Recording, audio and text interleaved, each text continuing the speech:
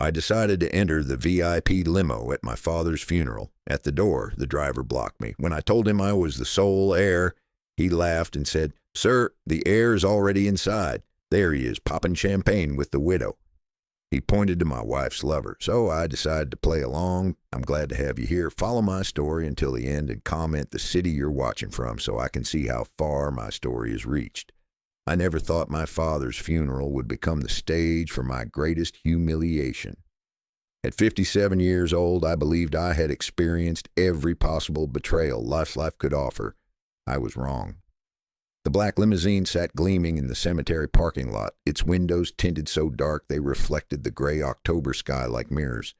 My father, Harold, had specifically requested the VIP service for family members, and I walked toward it with what little dignity I had left after 3 days of viewing, condolences, and the suffocating presence of my wife Isabella's family. "Excuse me, sir." The driver stepped in front of me, his white-gloved hand raised like a traffic cop. He was young, maybe 30, with the kind of polished appearance that screamed expensive funeral home training. "This vehicle is reserved for immediate family only." I stopped, blinking in confusion. The morning drizzle had started to seep through my black wool coat, and I could feel the dampness settling into my bones. "I am immediate family. I'm Richard Covington. Harold Covington was my father." The driver's eyebrows rose slightly, and then something awful happened. He smiled. Not the practiced, sympathetic smile I'd been seeing all week, but something genuine and amused. "Sir, I'm sorry, but the heir's already inside." He gestured toward the limousine with a theatrical flourish that made my stomach drop. "There he is, celebrating with the widow." Through the tinted glass, I could make out shapes moving inside. The faint sound of laughter drifted out, followed by what sounded distinctly like champagne bottles clinking together. My throat went dry as the driver leaned closer, his voice dropping to a conspiratorial whisper. "That gentleman in there told us he inherited everything. Said the old man finally came to his senses about who really deserved the family fortune." The driver's eyes held a mixture of pity and entertainment.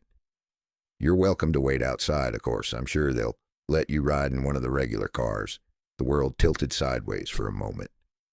27 years of marriage, 57 years as Harold Covington's only son, and I was being barred from my own father's funeral limousine by a stranger who thought someone else was the rightful heir. I forced myself to peer through the darkened windows again. This time I could see more clearly. Isabella, my wife of 27 years, was nestled against a man I recognized immediately. Marcus Webb, her tennis instructor, the same Marcus Webb who had been giving her private lessons every Tuesday and Thursday for the past 6 years. The same Marcus Webb who Isabella swore was just a friend whenever I questioned their increasingly frequent text exchanges. But it wasn't just Isabella and Marcus celebrating inside my father's funeral limousine. Through the glass, I could see Isabella's mother, Helen, her perfectly styled silver hair catching the dim interior light as she raised what appeared to be a crystal champagne flute. Beside her sat James, Isabella's younger brother, the one who had spent the last decade making snide comments about my modest income and lack of ambition. They were actually toasting, at my father's funeral, in the limousine meant for grieving family members. "The heir," I repeated slowly, tasting the bitter irony of the words. "And they're celebrating." "Well, sir," the driver said, his tone now openly condescending, "I imagine it's been a difficult transition. Losing a parent is hard, but gaining financial security can certainly ease the burden." He glanced back at the limousine where another round of muffled laughter erupted. They seemed to be handling the grief quite well. I felt something crack inside my chest. Not break. I'd felt things break before. This was different. This was the sound of something that had been hanging by a thread finally snapping free. For 6 years, I had ignored the signs, the late-night phone calls Isabella claimed were from her book club, the expensive new clothes that appeared in her closet despite our modest budget, the way she flinched when I touched her, as if my hands were somehow distasteful. The family dinners where Helen would make pointed comments about men who couldn't provide properly for their wives, while James nodded in agreement. I had told myself it was my imagination. That grief over my father's declining health was making me paranoid. That 27 years of marriage meant something, even if that something had grown cold and brittle over time. But standing there in the cemetery parking lot, watching my wife celebrate with her lover while my father lay in his casket 50 yards away, I understood with perfect clarity that I had been living a lie. Not just about Isabella's faithfulness, but about everything. About my place in her life, about her family's tolerance of me, about the future I thought we were building together. The driver was still talking, something about alternative transportation arrangements and the importance of family harmony during difficult times. I nodded absently, my eyes fixed on the limousine where Isabella had just thrown her head back in laughter at something Marcus had whispered in her ear. 27 years. More than half my life spent with a woman who was now celebrating my father's death as if it were her birthday party. "You know what?" I said finally, my voice surprisingly steady. "That's perfectly fine. I'll find another way to get to the cemetery." The driver looked relieved. "I'm sure that's for the best, sir. These family situations can be quite complicated." I nodded, reaching into my coat pocket to pull out my phone. My fingers brushed against something unexpected, a thick envelope I didn't remember putting there. For a moment I hesitated. When had that gotten there? But before I could investigate further, the limousine door opened with a soft electronic hiss. Isabella stepped out first, her black designer dress clinging to her figure in a way that probably cost more than my monthly salary. At 52, she was still beautiful, still the woman who had turned heads at our wedding all those years ago. Her dark hair was pulled back in an elegant chignon, and her makeup was flawless despite the early morning hour. Marcus emerged behind her, his hand immediately finding the small of her back in a gesture so natural, so practiced, that it was obvious they'd been doing this for far longer than 6 years. He was younger than both of us, probably in his early 40s, with the kind of athletic build that came from years of professional tennis instruction, and the confidence that came from never having to worry about money. "Oh, Richard," Isabella said, her voice carrying that tone I'd grown to hate, the one that suggested surprise tinged with disappointment. "What are you doing out here? Shouldn't you be in one of the family cars?" Helen appeared in the limousine doorway, her pale blue eyes scanning me with the same expression she might use to examine something unpleasant on the bottom of her shoe. "Really, Richard, this is hardly the time to make a scene. Your father deserves dignity at his funeral, don't you think?" James emerged last, straightening his expensive suit as he looked me up and down. "The cars for extended family are over there," he said, pointing toward a row of modest black sedans. "I'm sure they'll have room for you." Extended family. I was extended family at my own father's funeral. The rain was falling harder now, and I could feel it soaking through my coat, chilling my skin. But something else was happening too, something that had been building for years, was finally reaching its breaking point. I looked at Isabella, really looked at her, and saw something in her eyes I'd been missing. Not guilt, not shame, not even pity. There was anticipation there, excitement. She was waiting for me to break down, to beg, to make a scene that would justify whatever story she'd already prepared about my emotional instability and unfitness as a husband. Instead, I smiled. It surprised me as much as it surprised her. "You're absolutely right," I said quietly. "This is about dignity and respect for my father's memory." Isabella blinked, clearly caught off guard by my calm response. Marcus's hand tightened protectively on her back, as if he thought I might suddenly lunge at him. "I'm glad you understand," Helen said, though she sounded disappointed. "Family unity is so important during times like these." I nodded slowly, my eyes moving from Isabella to Marcus to Helen to James. Each face showed the same mixture of smugness and anticipation. They were all waiting for something, for me to crumble, to rage, to provide the dramatic finale to whatever narrative they'd constructed about my place in their newly wealthy world.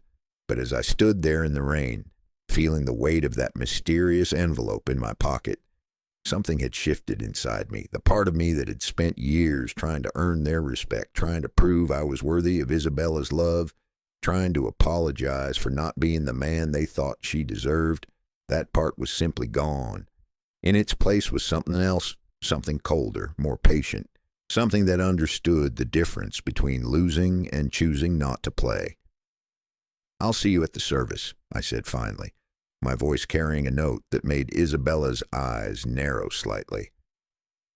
As I walked away toward the modest sedan that would carry me to my father's graveside, I heard Marcus say something that made the others laugh.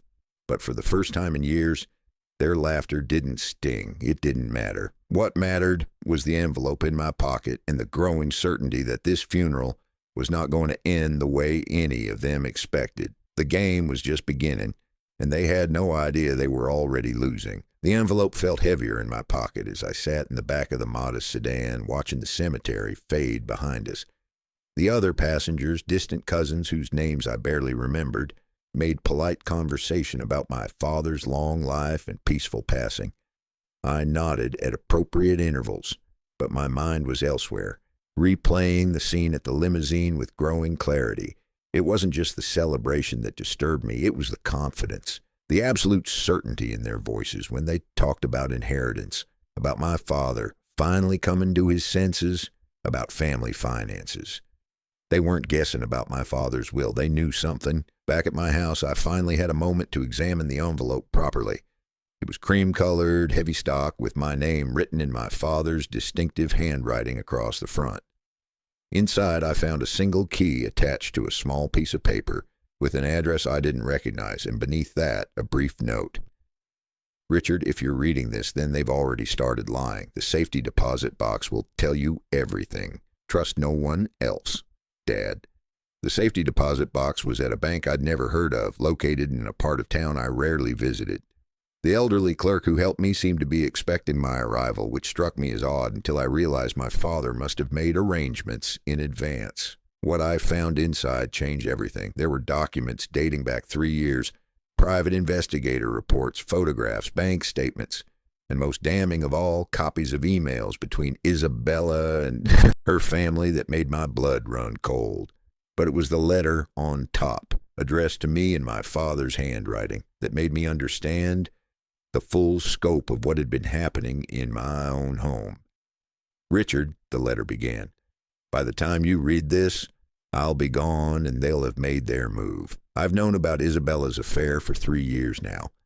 I've known about her family's plans for almost as long. What you don't know is how deep this betrayal goes, or how carefully they've been planning your destruction." I had to read that sentence 3 times before it fully sank in. 3 years. My father had been watching my wife systematically betray me for 3 years, and he'd said nothing. At first, I felt a surge of anger. Why hadn't he warned me? But as I continued reading, I began to understand. "I wanted to tell you immediately," the letter continued, "but I realized that wouldn't protect you from what they were really planning. Isabella isn't just having an affair, son. She's been working with her family to position herself as your caretaker, to have you declared incompetent when the time comes to inherit my estate. They've been building a case that you're emotionally unstable, financially irresponsible, and incapable of managing significant assets." My hands were shaking as I turned the page. This wasn't just adultery. This was a long-term conspiracy designed to steal my inheritance by destroying my reputation and mental health. "The private investigators' reports will show you the extent of their planning," the letter went on. "Isabella has been systematically isolating you from friends and extended family. She's been documenting every moment of frustration you've shown, every raised voice, every sign of stress, and presenting them to a psychiatrist as evidence of mental illness. Her brother James has been working with a lawyer to prepare conservatorship papers." I thought back over the past 3 years, remembering incidents that had seemed like normal marital friction at the time. Isabella's insistence that I stop playing poker with my college friends because it was addictive behavior. Her suggestion that I see a therapist for anger management after I'd raised my voice during an argument about her spending. The way she'd started recording our conversations on her phone, claiming it was to help us communicate better. Every memory took on a sinister new dimension. She hadn't been trying to help our marriage. She'd been building a legal case against me. The photographs were worse than the written reports. There were pictures of Isabella and Marcus together dating back 4 years, not the 6 months I'd suspected. Pictures of them house hunting in expensive neighborhoods, pictures of Isabella at lunch with lawyers, signing documents I'd never seen, but the bank statements were what made me physically sick. For the past 2 years, Isabella had been withdrawing money from our joint account, small amounts, never enough to trigger my attention, but adding up to nearly $15,000, money that I'd assumed was going toward household expenses or her book club activities, had actually been funding her secret life with Marcus. There were receipts for hotel rooms, expensive dinners, and shopping trips that coincided with days when she'd told me she was visiting her sick friend in the next town over. There were credit card statements for cards I didn't even know existed, all in my name, showing purchases of jewelry and lingerie that I'd never seen her wear. I was sitting in my father's favorite chair, surrounded by evidence of my wife's betrayal, when my phone rang. The caller ID showed a number I didn't recognize. Richard Covington? The voice was professional, crisp. This is Margaret Chen from Patterson, Chen & Associates. I was your father's attorney. I believe we need to meet immediately. The law office was located in the financial district, in one of those glass towers that made me feel underdressed even when I was wearing my best suit. Margaret Chen was a woman in her 50s with silver-streaked black hair and eyes that seemed to see everything. She shook my hand with a firm grip and gestured for me to sit in one of the leather chairs facing her massive oak desk. First, she said without preamble, let me express my condolences for your loss. Your father was a remarkable man and a careful planner. She opened a thick file folder and pulled out a document I recognized as a will. Second, I need to inform you that what happened at the funeral today was based on fraudulent information. My stomach tightened. What do you mean? Your father suspected that your wife and her family might try to interfere with his estate planning. About 6 months ago, he asked me to create 2 versions of his will. One was a decoy designed to look official, but containing false information about his assets and beneficiaries. The other is the real document, which only you and I know about. She slid the decoy will across the desk. I read it quickly, my heart sinking with each line. According to this version, my father had left everything to Isabella, with a note stating that he had lost confidence in Richard's ability to manage family assets responsibly. There was even a paragraph about my recent struggles with emotional stability and financial judgment. This is the version that Isabella somehow obtained, Margaret continued. Probably through theft, though we can't prove that yet. She's been showing it to people for the past week, claiming it's the official will. But it's not real? Absolutely not. Margaret pulled out another document, this one bearing official seals and notarization marks. This is your father's actual will, executed just 3 months ago. You, Richard, are the sole beneficiary of his entire estate, which includes not just his house and savings, but several properties and investments that Isabella doesn't even know exist. I stared at the document, reading my name over and over again. How much are we talking about? Approximately $12,400,000 in total assets. The number hit me like a physical blow. $12 million. My father, the man who had lived modestly in the same house for 30 years, who drove a 10-year-old car and clipped coupons from the Sunday paper, had been worth $12 million. But there's more you need to know, Margaret said, her expression growing darker. Your father didn't just suspect Isabella was cheating on you. He had proof, and he discovered that she and her family were planning to have you declared mentally incompetent so they could control your inheritance through a conservatorship arrangement. She handed me another folder, this one containing psychiatric evaluations that I'd never agreed to participate in.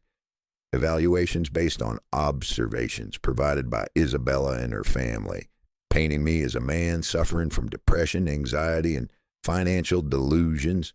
They were going to wait until after the funeral, Margaret explained, for once Isabella was presumably in control of your father's money, they planned to have you committed for psychiatric evaluation. With these fabricated reports and Isabella's testimony about your deteriorating mental state, they probably would have succeeded in having a court-appointed conservator take control of your affairs.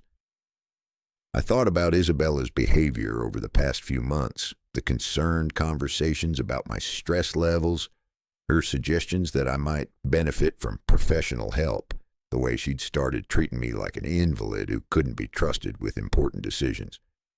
She's been playing a long game, I said slowly. Very long and very carefully planned, but your father was smarter than they gave him credit for. Margaret smiled for the first time since I'd entered her office. The question now is, what do you want to do about it?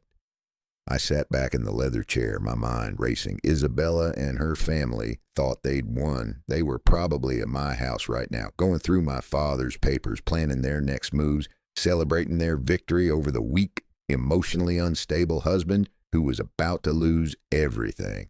They had no idea that their carefully constructed plan was built on a foundation of lies, and that the real will, the one that mattered, gave me not only financial freedom, but the power to decide how this story would end. I looked at Margaret Chen, this woman who had helped my father protect me even after his death, and felt something I hadn't experienced in years. Control.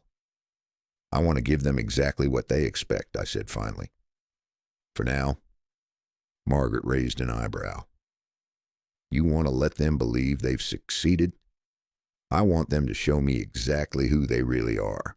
I want to see how far they'll go when they think they've won.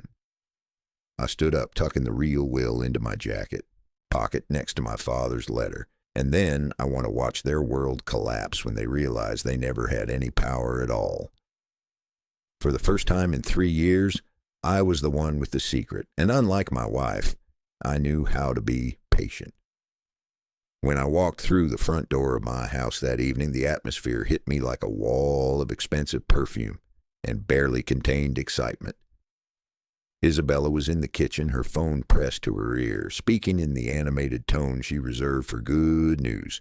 Through the archway, I could see Helen and James seated at the dining room table, papers spread before them like battle plans.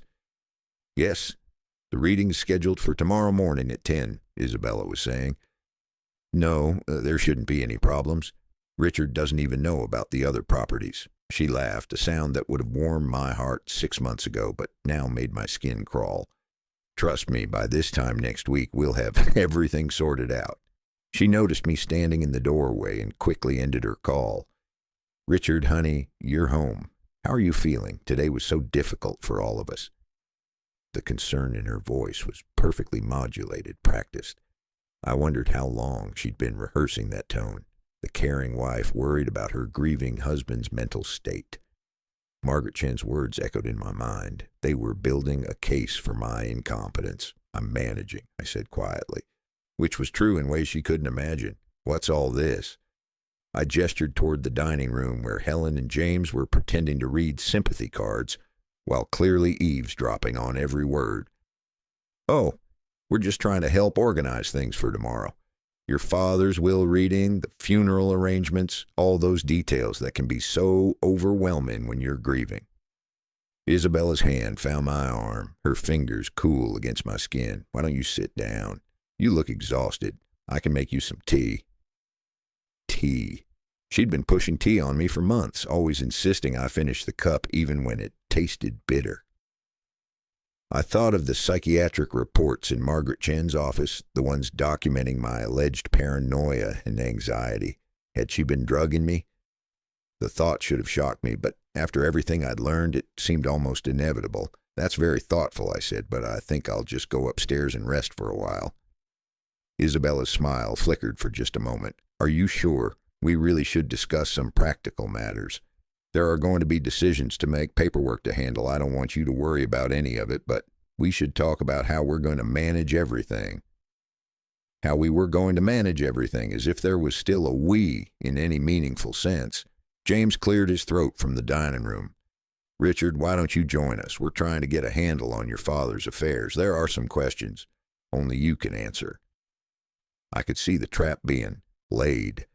They wanted me involved just enough to sign whatever documents they'd prepared, but not enough to actually understand what I was signing. They needed my cooperation to make their plan work, which meant they had to maintain the illusion that I was still part of their decision-making process.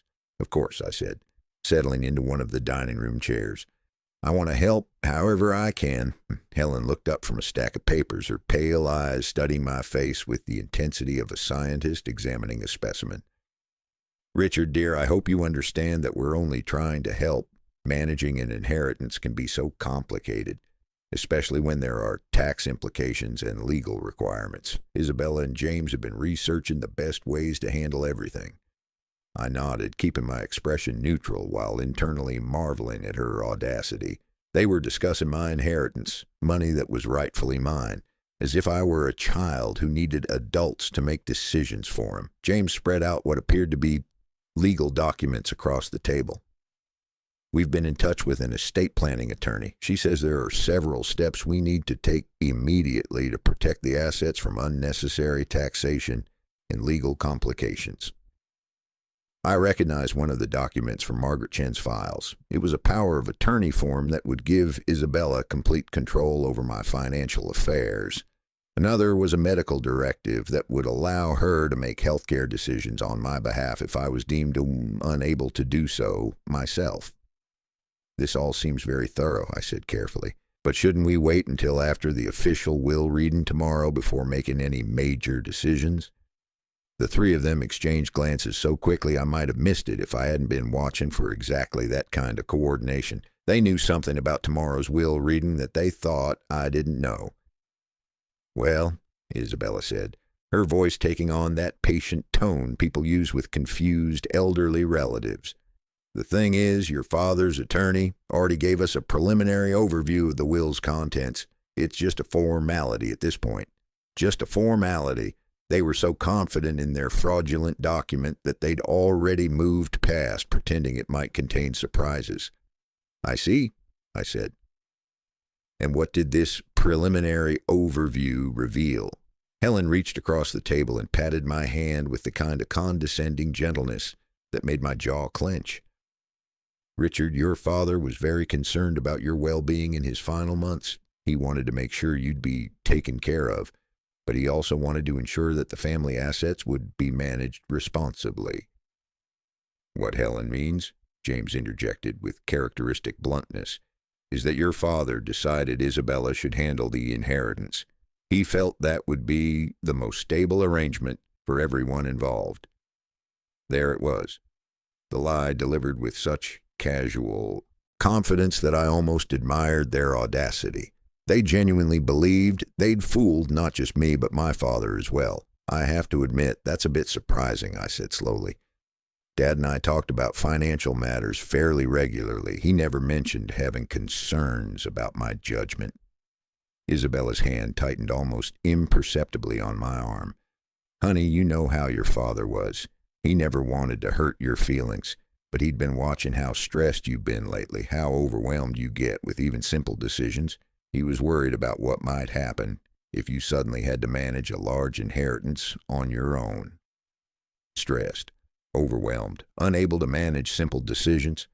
Every word was another brick in the wall they'd been building around my sanity for months. I wondered if they'd practiced this conversation, rehearsed exactly how to present my father's supposed concerns in the most damaging way possible. "That makes sense, I suppose," I said, injecting a note of defeated acceptance into my voice. "If Dad felt that Isabella would be better suited to handle things, then I'm sure he had good reasons." The relief in the room was palpable. Helen actually smiled, the first genuine expression of happiness I'd seen from her all day. James sat back in his chair, his posture relaxing, as if a great weight had been lifted from his shoulders. But it was Isabella's reaction that interested me most. Instead of looking relieved, she looked almost disappointed. She'd been prepared for an argument, for resistance, for the kind of emotional breakdown that would validate their claims about my mental instability. My quiet acceptance had robbed her of the dramatic confrontation she'd been anticipating. "I'm glad you understand," she said carefully. "I know this is a lot to process. Are you sure you're feeling all right? You seem different tonight." Different because I wasn't breaking down, wasn't raging against the injustice, wasn't providing them with the evidence of mental instability they needed to justify their next steps. "I think I'm just tired," I said. "It's been an emotional day. Maybe I'll have that tea after all."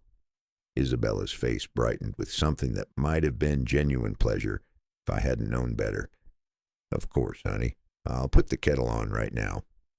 As she busied herself in the kitchen, Helen and James began organizing their papers with the efficient satisfaction of people whose careful planning had finally paid off. They thought the hard part was over. They thought I'd accepted my role as the weak, incompetent husband who would gratefully allow his wife to manage his affairs while he descended into whatever medicated stupor they had planned for me. Isabella returned with a steaming cup of tea that smelled of chamomile and something else I couldn't identify, something that made my suspicions about the drugging seem less paranoid and more like reasonable caution. "Drink it while it's hot," she urged, settling back into her chair with a satisfied smile. "It'll help you relax." I lifted the cup to my lips, inhaling the steam, then set it down without drinking. "Actually, I think I'm more tired than I realized. Would it be all right if we continued this discussion tomorrow after the will reading?" Another flicker of disappointment crossed Isabella's face, but she nodded. "Of course, you need your rest. Tomorrow will be another difficult day." As I climbed the stairs to our bedroom, I could hear them resuming their conversation in hushed tones. They were probably discussing their timeline, making sure all their documents were in order, coordinating their stories for tomorrow's performance. They had no idea that tomorrow would be the day their carefully constructed world began to crumble. In the privacy of my bedroom, I pulled out my phone and called Margaret Chen. "It's Richard," I said when she answered. "I've seen enough. I want to know exactly what happens when we reveal the real will tomorrow." "Are you certain?" Margaret asked. "Once we do this, there's no going back. They'll know you've been aware of their plan." I thought about Isabella downstairs, probably disposing of the drugged tea I hadn't drunk. I thought about Helen and James dividing up assets that had never belonged to them.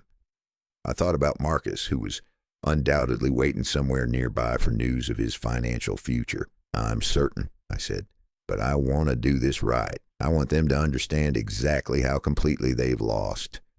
Margaret's voice carried a note of professional satisfaction. "Then let me tell you what I have in mind."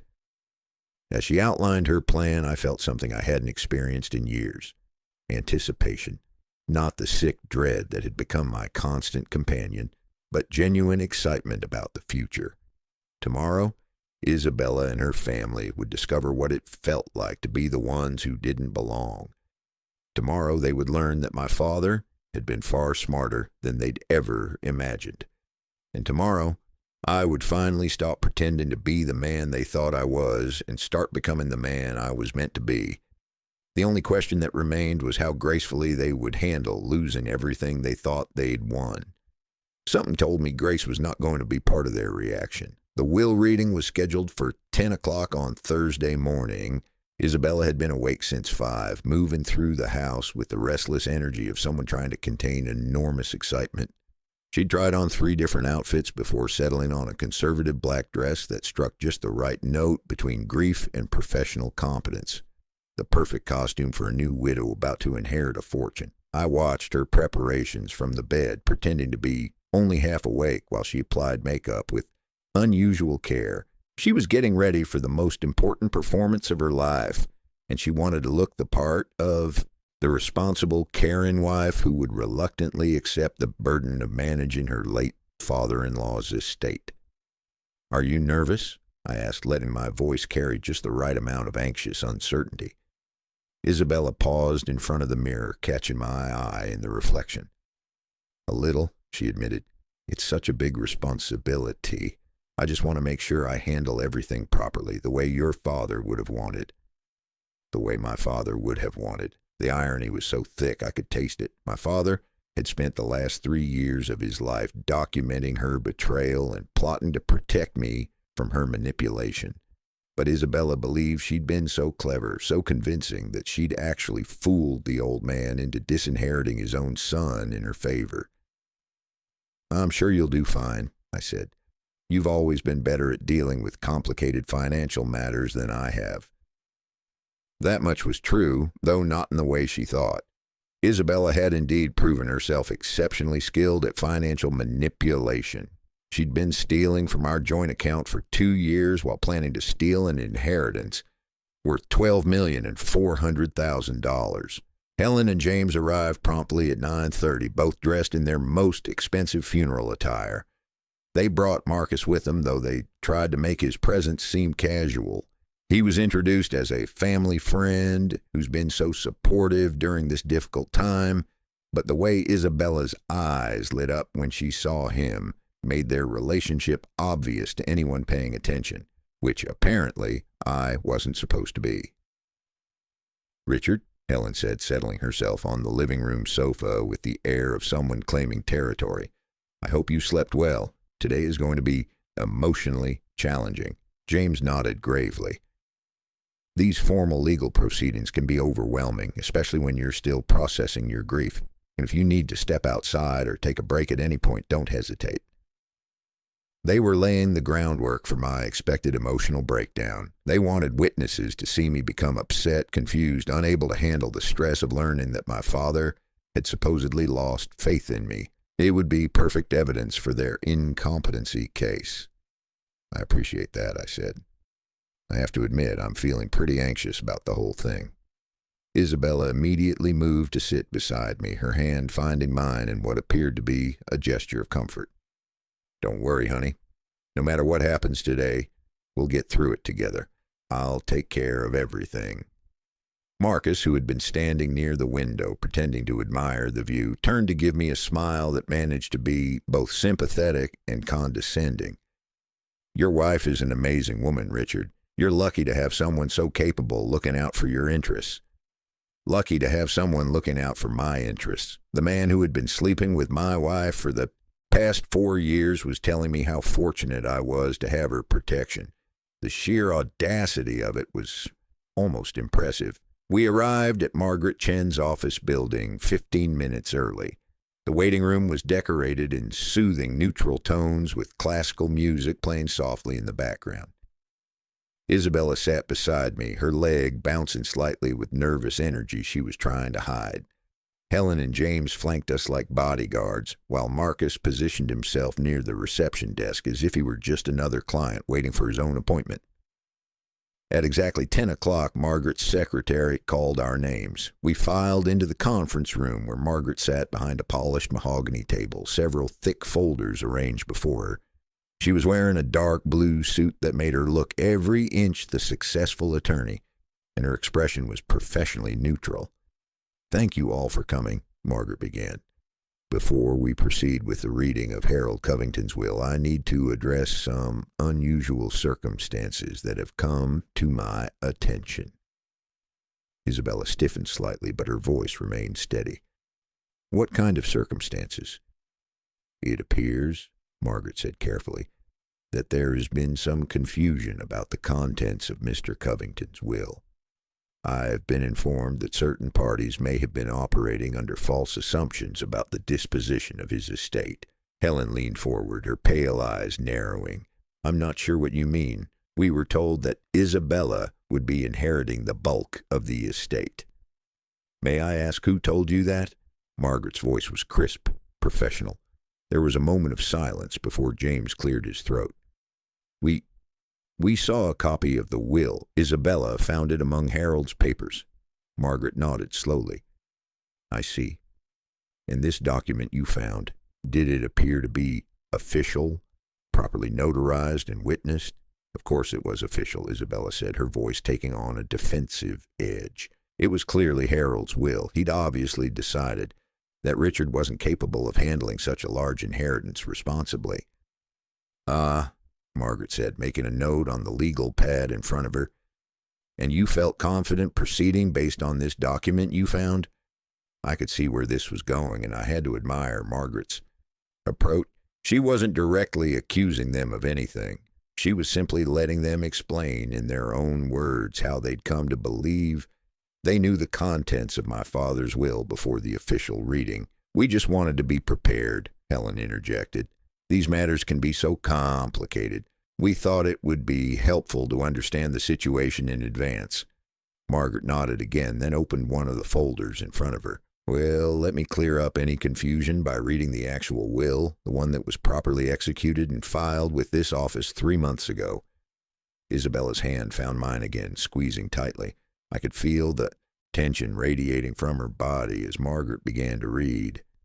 I, Harold Covington, being of sound mind and body, do hereby declare this to be my last will and testament. I leave my entire estate, including all real property, financial assets, and personal effects, to my son, Richard Covington. The silence that followed was absolute. I could hear the soft hum of the air conditioning, the distant sound of traffic from the street below, the rapid breathing of the woman sitting beside me who had just watched $12,400,000 vanish from her grasp. "That's impossible," Isabella whispered. Margaret continued reading. "Furthermore, I want to state clearly that my son Richard has always been a capable, intelligent, and trustworthy man. Any suggestions to the contrary are false and malicious.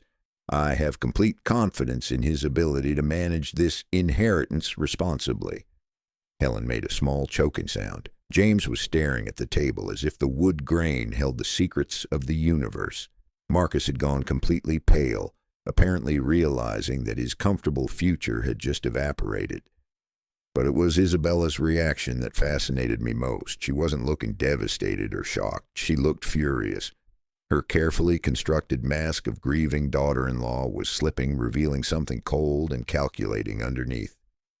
"There has to be a mistake," she said, her voice stronger now, more aggressive.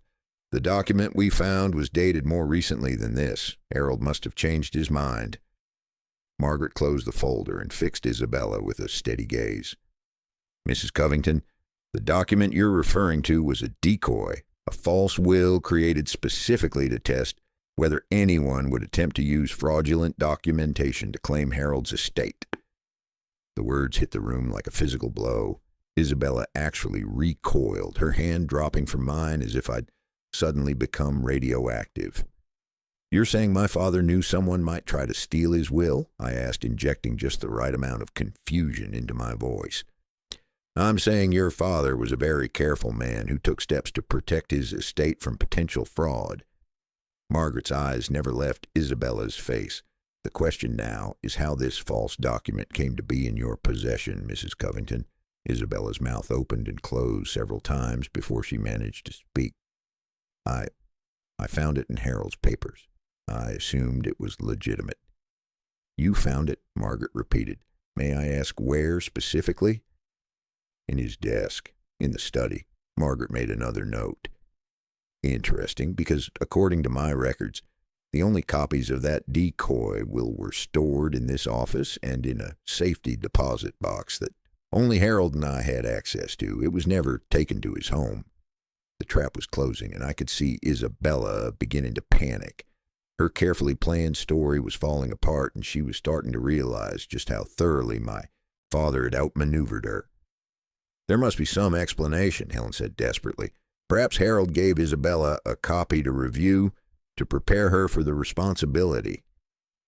"That's certainly possible," Margaret acknowledged. "Of course, that would mean Harold was deliberately giving her a false document while planning to leave everything to Richard anyway. That seems, unlikely." James was sweating now, his expensive suit looking suddenly rumpled. "Look, obviously there's been some kind of misunderstanding. The important thing is that Richard gets what's rightfully his. We never wanted anything that didn't belong to us." That was a lie so blatant it was almost funny. They'd been spending my inheritance in their heads for months, planning their new lives as wealthy people. James had probably already picked out the luxury car he was going to buy with his share. But Margaret wasn't finished. "Actually, there's one more thing. Harold left specific instructions for a secondary reading to be conducted only if someone attempted to use the fraudulent will." She opened another folder, this one much thicker than the first. "He wanted me to read this additional statement in the presence of anyone who had claimed knowledge of his estate plans before the official reading." Isabella was gripping the arms of her chair so tightly her knuckles had turned white. "What kind of statement?" Margaret cleared her throat and began to read in a voice that carried the weight of judgment from beyond the grave. "If this secondary reading has taken place, it means that someone close to Richard attempted to defraud him of his rightful inheritance. To those people, I want to say this. I knew about your plans long before you implemented them. I knew about the affair. I knew about the forged psychiatric evaluations. I knew about the money stolen from joint accounts. And I knew about your intention to have my son declared incompetent so you could control his inheritance through conservatorship. The color drained completely from Isabella's face. Beside her, Helen made a small, whimpering sound. Furthermore, Margaret continued, and I have documented evidence of all these activities, which I have left in Richard's care, along with instructions on how to proceed legally if he chooses to do so. The room was so quiet I could hear my own heartbeat. Everything they'd worked for, everything they'd planned, everything they'd celebrated just 24 hours ago had not only disappeared, but turned into a potential criminal liability. Margaret closed the folder and looked around the table. That concludes the reading of Harold Covington's will. Richard, if you'd like to stay for a few minutes, we can discuss the practical aspects of managing your inheritance. Everyone else. She paused meaningfully. I believe you have some personal matters to sort out. Isabella stood up so abruptly her chair scraped against the floor. Her face was a mask of barely controlled rage, all pretense of loving concern finally abandoned. This isn't over, she said, her voice low and dangerous. I looked up at her, really looked at her, and for the first time in our 27-year marriage, I saw her clearly. Not the woman I'd fallen in love with, not the wife I'd tried so hard to please, but the stranger she'd always been underneath. Yes, I said quietly. It is. As they filed out of the conference room in stunned silence, I realized that the most remarkable thing wasn't that I'd won, it was that I felt nothing but relief.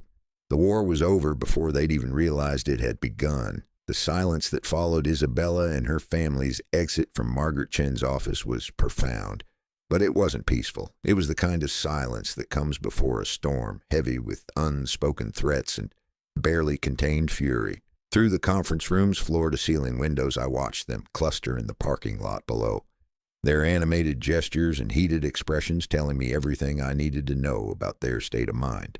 Margaret closed her folders with the satisfied precision of someone who had just executed a perfectly planned legal maneuver.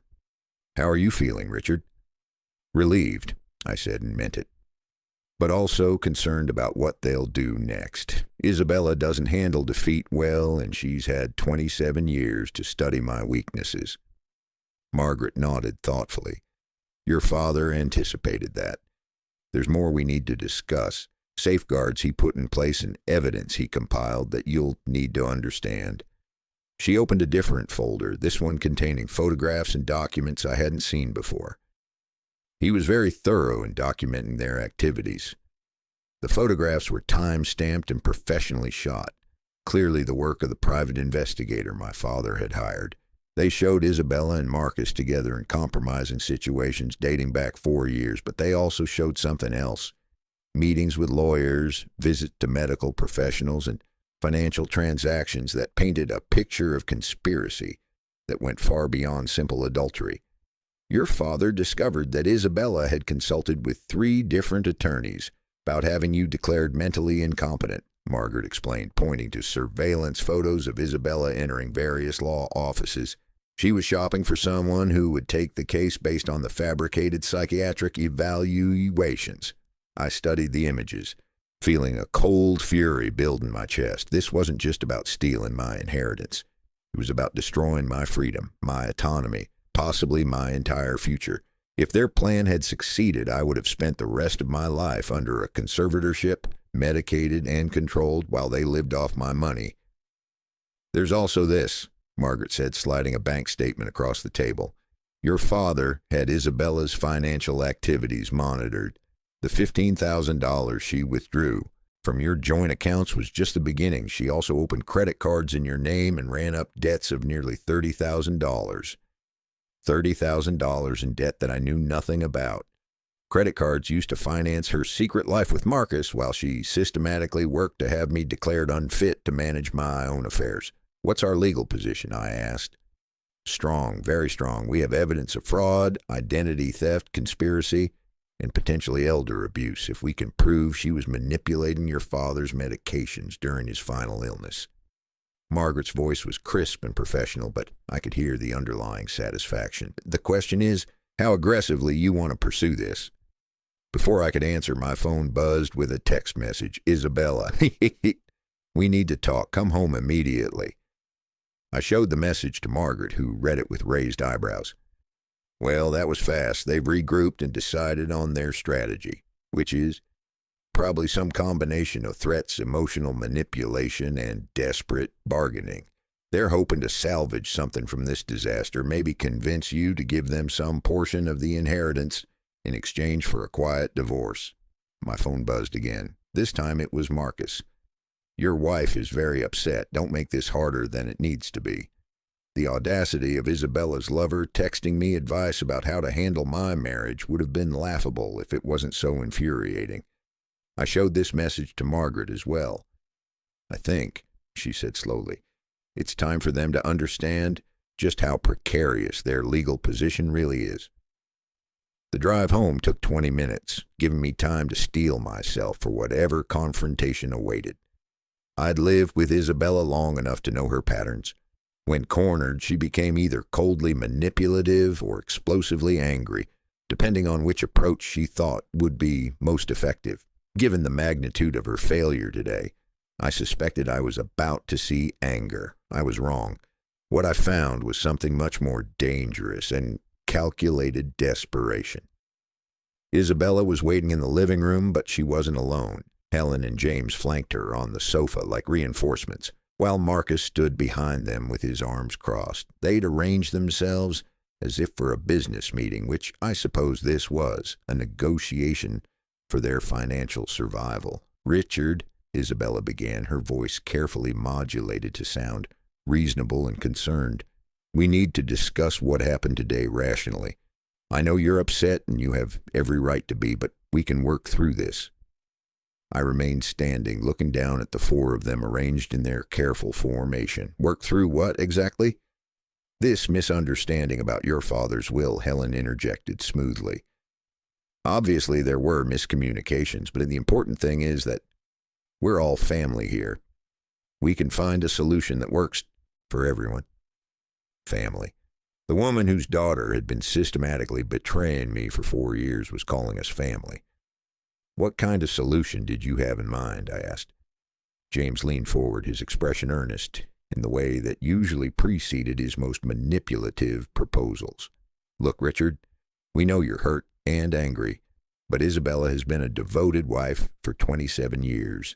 She deserves some security, some recognition of her contributions to your marriage and your father's care during his final years. Devoted wife, contributions to his care. They were actually trying to rewrite history while the evidence of Isabella's betrayal was still fresh in everyone's minds. And Marcus asked quietly, what does he deserve? The question landed like a bomb in the carefully orchestrated conversation. Isabella's composure cracked slightly while Marcus shifted uncomfortably behind the sofa. Marcus has been a good friend to this family during a difficult time, Isabella said carefully. I don't see what he has to do with our discussion. Don't you? I pulled out my phone and scrolled to the gallery, finding one of the photographs Margaret had shown me. Isabella and Marcus kissing outside a hotel room 6 months ago. I held it up so they could all see. My father's private investigator was very thorough. The silence that followed was different from the shocked quiet in Margaret's office. This was the silence of people realizing they'd been caught in a trap they hadn't even known existed. Marcus was the first to speak. Richard, I think there's been a misunderstanding. The only misunderstanding, I interrupted, was thinking you were all smart enough to pull this off. I pocketed my phone and looked directly at Isabella. 4 years. My father documented 4 years of your affair, your financial theft, and your plans to have me declared mentally incompetent. Isabella's mask finally slipped completely. The concerned, reasonable wife disappeared, replaced by something cold and predatory. Fine, so what? You were never going to divorce me. You were never going to stand up for yourself. You were just going to keep letting me walk all over you forever. There it was. The truth she'd been hiding behind 27 years of marriage. Not that she'd fallen out of love with me, not that she'd made a mistake, but that She'd seen me as weak and taken advantage of that weakness. She's right, Helen added, her voice taking on a nasty edge. You've been pathetic for years. Isabella deserves better than a man who won't even fight for his own marriage. James nodded in agreement. You can't just cut her off, Richard. She gave you the best years of her life. The best years of her life, while stealing from me, cheating on me, and planning to have me committed to a psychiatric facility. I felt something inside me settle into place, a cold, implacable resolve that surprised me with its strength. You're right, I said quietly. I should have fought for my marriage. I should have stood up for myself years ago. I looked at each of them in turn, but it's not too late to start. Isabella leaned forward, sensing weakness in my admission. Richard, honey, if you're willing to work with us, we can make this right. A fair settlement, a quiet divorce, everyone moves on with their lives. You don't have to be vindictive. Vindictive, I repeated. That's an interesting choice of words. I pulled out my phone again and dialed a number I'd memorized during the drive home. Margaret, it's Richard. Yes, I've made my decision. File all of it. The fraud charges, the identity theft, the conspiracy, everything. I paused, watching the color drain from 4 faces, and contact the district attorney's office about the elder abuse angle. If Isabella was medicating my father without his knowledge, I want that investigated too. Isabella lunged toward me, her hand reaching for my phone. You can't do this. Richard, please think about what you're doing.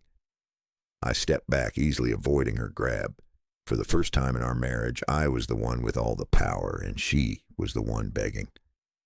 I have thought about it, I said. I've thought about 27 years of marriage to someone who saw me as a mark to be conned. I've thought about 4 years of sleeping next to someone who was planning to have me declared mentally ill so she could steal my inheritance. And I've thought about what my father would want me to do with the evidence he spent 3 years collecting. Marcus stepped forward, his athletic build suddenly seeming less impressive and more desperate. Look, man, this has gone far enough. Isabella made some mistakes, but you're talking about destroying people's lives here? No, I said, surprising myself with the steadiness of my voice. I'm talking about consequences, something you've all managed to avoid for far too long. Helen was crying now, her perfectly applied makeup running down her cheeks. Richard, please, James has children to think about. This scandal will ruin his career, destroy his family. Then you should have thought about that before you decided to destroy mine. Isabella made one last desperate play, her voice breaking with what sounded like genuine emotion. Richard, I know I hurt you. I know I made terrible choices. But somewhere underneath all this anger, you still love me. You wouldn't be this upset if you didn't. I looked at her, really looked at her, trying to find some trace of the woman I'd fallen in love with 27 years ago. But that woman had been an illusion, a performance designed to hook a mark and keep him compliant while she slowly destroyed his life. No, Isabella, I said quietly. I don't love you. I haven't loved you for a long time. I just didn't realize it until today. The truth of those words hit me as I spoke them. The pain I'd been feeling wasn't heartbreak. It was relief. Relief at finally seeing clearly, relief at no longer having to pretend our marriage meant something it had never meant. My phone rang. Margaret's voice was businesslike and efficient. Richard, I've filed the initial paperwork. The authorities want to interview you tomorrow morning. Are you prepared for this to become public? Yes, I said, looking at the 4 people who had planned to steal my future. I'm more than ready. As I hung up, Isabella fell back onto the sofa, her face buried in her hands. The others sat in stunned silence, finally understanding that their carefully laid plans hadn't just failed. They'd become evidence in a criminal case that would follow them for the rest of their lives. But I felt something I hadn't experienced in years. Freedom. Not just from their manipulation, but from the burden of trying to save a marriage that had been built on lies from the beginning. Tomorrow would bring new challenges, but tonight, for the first time in decades, I was going to sleep peacefully. The game was over, and justice was finally beginning. 6 months later, I sat on the wraparound porch of my father's country house, my country house now, watching the sun set over the lake he'd loved so much. The house was everything he'd described in his letters, rustic but comfortable, isolated enough for true privacy, but close enough to town for convenience. More importantly, it was completely free of the memories that had poisoned my life in the city. The legal proceedings had concluded 3 weeks ago. Isabella pled guilty to fraud and identity theft in exchange for a reduced sentence, 18 months in minimum security prison, followed by community service. Marcus disappeared shortly after the charges were filed, apparently deciding that loyalty to Isabella wasn't worth risking his own freedom. Helen was facing financial ruin from the legal fees, while James had lost his job when the scandal became public. But the real victory wasn't their punishment. It was the peace I'd found in their absence. I'd discovered things about my father's life that he'd never shared with me. The country house was just one of several properties he'd quietly acquired over the years. There was also a cabin in Montana, a small apartment in Paris, and a beachfront cottage in Maine. He'd been planning a very different kind of retirement than the modest one he'd pretended to envision. More surprisingly, I'd found journals dating back 20 years where he'd documented his growing concerns about Isabella. He'd never liked her, had never trusted her apparent transformation from the ambitious young woman I'd married to the supportive wife she pretended to become, but he'd also understood that I needed to discover her true nature for myself in my own time. The hardest thing about being a parent, he'd written in an entry from 2 years ago, is watching your child make mistakes while knowing that preventing those mistakes would rob them of the strength that comes from overcoming them. Richard is stronger than he knows, but he'll never discover that strength as long as I'm fighting his battles for him. He'd been right. The man who had meekly accepted Isabella's betrayal for 4 years would never have survived what followed. But the man who had emerged from that destruction was someone I was finally learning to respect. The financial windfall had been life-changing, but not in the way people might expect. Having $12,400,000 didn't make me feel wealthy. It made me feel free. Free to choose where to live based on what brought me peace rather than what I could afford. Free to pursue interests I'd abandoned during my marriage because Isabella had deemed them immature or impractical. Free to discover who I was when I wasn't constantly trying to earn someone else's approval. I'd started writing again, something I hadn't done since college. Nothing ambitious, just observations about lake life, memories of my father, reflections on the strange process of rebuilding a life from scratch at 57. I wasn't planning to publish anything, but the act of writing felt like reclaiming a part of myself I'd thought was lost forever. My phone rang, interrupting my thoughts. The caller ID showed a number I'd blocked months ago, but which still appeared occasionally when Isabella used different phones to try reaching me. I'd stopped answering these calls, but something made me pick up this time. "Richard," Isabella's voice was subdued, stripped of the confidence that had once defined her. "Please don't hang up." I didn't hang up, but I didn't speak either. After a moment, she continued, "I know I don't have the right to call you. I know I don't deserve your forgiveness. But I wanted you to know that I understand now what I threw away." "Do you?" I asked quietly. "I had a good man who loved me, and I treated that like it was worthless. I had a stable life, a future, and I gambled it all away for someone who disappeared. The moment things got difficult," her voice cracked slightly, "I destroyed 27 years of marriage for a man who wouldn't even visit me in prison." There was silence on the line. I could hear her breathing, could almost feel her waiting for me to offer comfort, forgiveness, some sign that our shared history meant something despite everything that had happened. "Isabella," I said finally, "I hope you find peace. I hope you learn to be the person you were pretending to be all those years. But I won't be part of that journey." "I understand." Her voice was barely above a whisper. I needed you to know that you weren't the failure in our marriage. I was."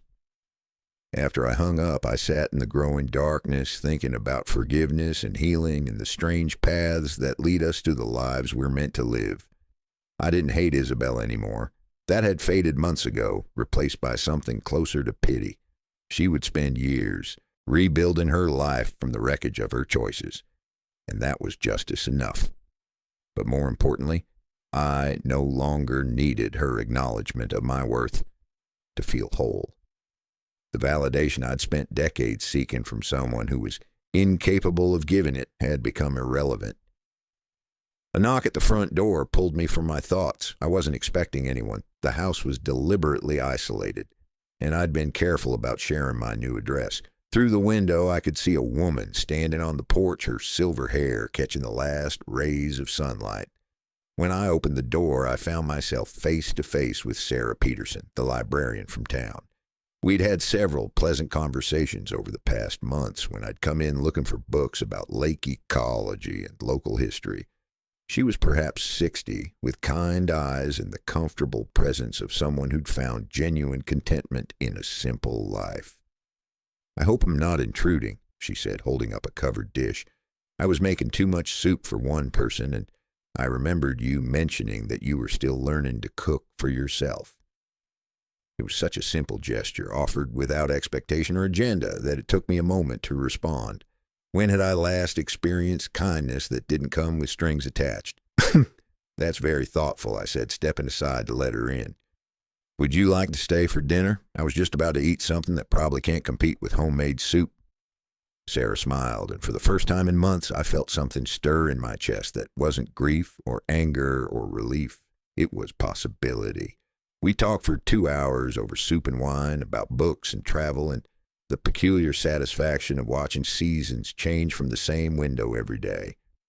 She told me about her late husband, a teacher who died 5 years ago, and about the quiet life she'd built around the library, her garden, and a small circle of friends who valued substance over appearance. When she left, she didn't hint about future meetings or make elaborate plans. She simply said, "Thank you for a lovely evening," and walked out into the night with the casual confidence of someone who knew her own worth. I cleaned the dishes slowly, thinking about the difference between loneliness and solitude. For most of my marriage, I'd been desperately lonely while never being alone. Now I was often alone, but rarely lonely. And when I was, it was the kind of loneliness that comes from having something good to miss rather than something toxic to escape. Later, sitting by the fireplace with a book I was reading purely for pleasure, I thought about my father's final gift. It wasn't just the money or the properties or even the evidence that had freed me from Isabella's manipulation. It was the example he'd set, the quiet strength of a man who'd planned carefully, acted decisively, and trusted his son to become the person he was meant to be. At 57, I was finally discovering what it felt like to live without fear. Fear of disappointing someone, fear of being abandoned, fear of not being enough. The inheritance had given me financial security, but the real treasure was the knowledge that I could survive anything, betrayal, humiliation, loss, and emerge stronger. My phone buzzed with a text message, but this time it wasn't from Isabella, it was from Sarah. "Thank you for tonight. If you're interested in that book club I mentioned, we meet Thursday evenings at the library." I looked around the quiet house, at the life I was building from scratch, and realized that for the first time in decades, I was excited about the future. Not because I'd gotten revenge on the people who'd wronged me, but because I'd finally learned to value myself enough to choose peace over chaos, authenticity over performance, and genuine connection over desperate attachment. The 27-year-old man who'd married Isabella Whitfield had been looking for someone to complete him. The 57-year-old man sitting by this fireplace had learned to be complete on his own, which meant he was finally ready to share his life with someone who could appreciate what he offered rather than exploit what he lacked. I typed back, "I'd like that very much." Outside, the lake lapped gently against the shore, and an owl called from somewhere in the darkness. Inside, the fire crackled softly, and for the first time in my adult life, I felt truly at home. The inheritance my father had left me wasn't just money, it was freedom. Freedom from people who saw me as weak, freedom from relationships built on deception, and freedom to discover what genuine happiness looked like for a man who'd spent most of his life settling for less than he deserved. As I headed upstairs to bed, I caught sight of my reflection in the hallway mirror. The face looking back at me was older, weathered by betrayal and loss, but there was something in the eyes that hadn't been there 6 months ago. strength, peace. The quiet confidence of a man who'd learned to trust his own judgment. Tomorrow, I would join a book club, not because I was lonely, but because I was ready to share the contentment I'd found. I would continue writing, continue exploring this new life, continue being surprised by the possibilities that opened up when you stopped trying to fix what was irreparably broken and started building something new. My father had been right about so many things, but especially about this. Sometimes the greatest gift you can give someone is the space to save themselves. Isabella and her family were still trying to salvage something from their old lies, but I had moved on to a truth that was entirely my own, and for the first time in 57 years, that truth was more than enough.